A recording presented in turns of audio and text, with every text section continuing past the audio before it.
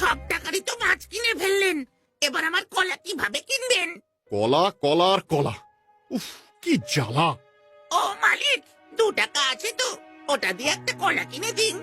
ও মালিক, মালিক, মালিক, ও মালিক। আচ্ছা আচ্ছা ঠিক আছে, দেখছি দেখছি, দাঁড়া। আরে ধামাকা লটারি, 2 টাকায় জিতে নিন 2 লাখ টাকা, ধামাকা ধামাকা। আরে সাবাস, 2 টাকায় 2 লাখ টাকা। আমাকে তো কিনতেই হবে।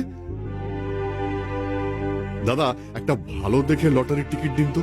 জয় বজরং বলি, একটা লটারি লাগিয়ে দাও। আমি আমি তোমার দুধকে রোজ কলা খাওয়াবো।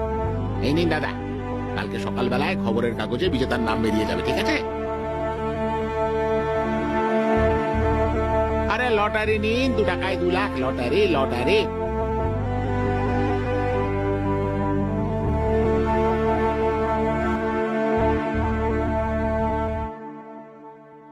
পরের দিন সকালে খবরের কাগজে দেখতে পায় যে অমল 2 লাখ টাকার বিজেতা হয়েছে। আনন্দে নিজেকে আর ঠিক রাখতে পারে না অমল, আর বারবার তখন সে বাঁদরকে বলতে থাকে, দেখলি তো, কালকে যদি তোর জন্য কলা কিনে দিতাম তাহলে আমার 2 লক্ষ টাকা জেতাই হতো না। আচ্ছা মালিক, এবার আপনি আমাকে খাবেন তো ভালো মন্দ? কলা ফল খাবেন তো? দেখো, ওই বাঁদরের ফল পরে হবে, আগে আমাকে একটা সুন্দর মুক্তোর মালা গড়িয়ে দিতে হবে। ঠিক আছে গিন্নি, ঠিক আছে, আমি তোমাকে সুন্দর মুক্তোর মালাই বানিয়ে দেব। আর এই যে শয়তান বাঁদর, তোর সারাদিন এত খাই খাই কিসের রে? হ্যাঁ, এই নে, এনে খা, কালকের এই শুকনো রুটিগুলো খেয়ে নে। মালিক, আপনি আমার সাথে এভাবে দুর্ব্যবহার করছেন। আমাকে কোনোদিনও ভালোভাবে খেতেও দেন না, উপরন্তু আমার নাচ দেখিয়ে এই রোজগার করে। যা হয়েছে হয়েছে, তোকে আর আমার দরকার নেই। আমি যথেষ্ট টাকা পেয়ে গেছি। এই টাকা দিয়ে আমার বউয়ের গয়না আর সংসার বেশ কয়েক বছর ভালোভাবে চলে যাবে। তুই বেরিয়ে যা, যা আমার চোখের সামনে থেকে। ঠিক আছে মালিক, আমি চলে যাচ্ছি, কাজটা কিন্তু ভালো করলেন না। বাবা পুঁচকে বাদর, তুই এত বড় কথা বলছিস, তো সাহস তো কম নয়। গিন্নি, লাঠিটা দাও তো।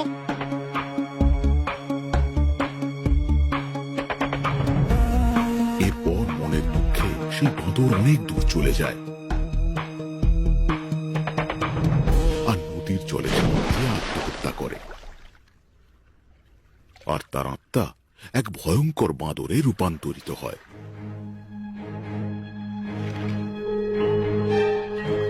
তারপর এক রাতে ফুলিয়া গ্রামে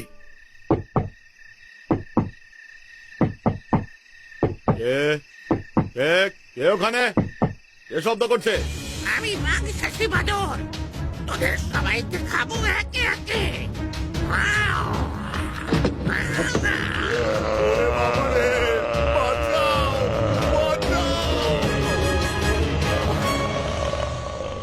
পরের দিন সকালে ওই গোয়ালার বাড়ির সকলকে আধ খাওয়া এবং মৃত অবস্থায় পাওয়া যায়।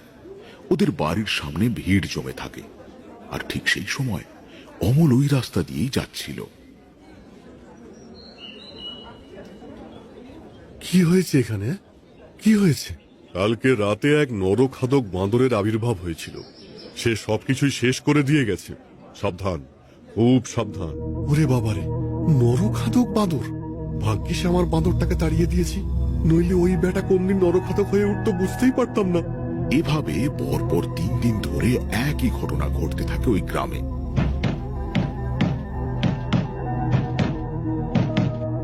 আর 3 দিন পরে অমলের বাড়িতে ওই বাঁদর রাত্রিবেলায় দরজা ঠকঠক করে।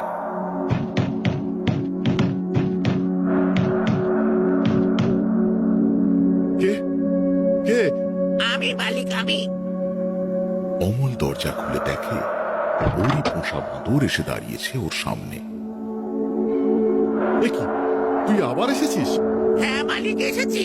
যতদিন আপনার কাছে থাকতাম ততদিন তো ভালোভাবে খেতেই দিতেন না, তাই আজ মন করে খেতে এসেছি। আর ওই মুক্তোর মালা নিয়ে যেতে এসেছি, যেটা আমার রোজগারের টাকায় লটারি কেটে আপনি আপনার গিন্নিকে কিনে দিয়েছিলেন। বাবা, তোর শব্দ দেখছি মন্দ নয়। বাঁদরের গলায় মুক্তোর মালা? ভালোই মুক্তোর মালাটা দিয়ে দিন, নইলে আমি আপনাকে আমার আসল রূপ দেখাবো। তুই আমায় তোর আসল রূপ দেখাবি? আমি তোকে দেখাচ্ছি। গিন্নি, গিন্নি, লাঠিটা দাও তো। ওই হতছাড়াটা আবার এসেছে, ওকে এবার বেদম ধোলাই দাও। অমল যখনই লাঠি নিয়ে মারতে যায়, সাথে সাথে ওই বাঁদর রূপ পরিবর্তন করে নরখাদক বাঁদর হয়ে যায়।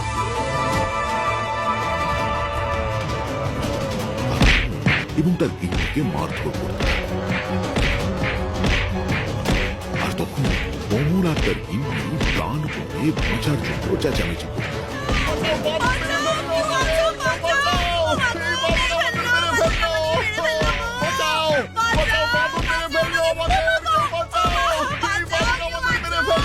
তোদের আমার হাত থেকে কেউ বাঁচাতে পারবে না।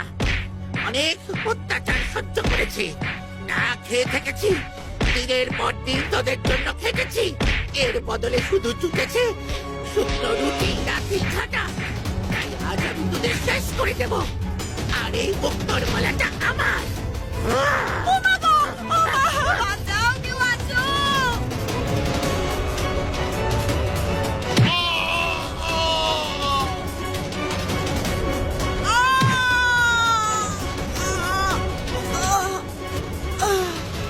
অমল এবং তার গিন্নি ওই নরখাদক মাংসাশী বাঁদরের হাতে মারা যায় এবং তারপরেই সে আকাশে বিলীন হয়ে যায়।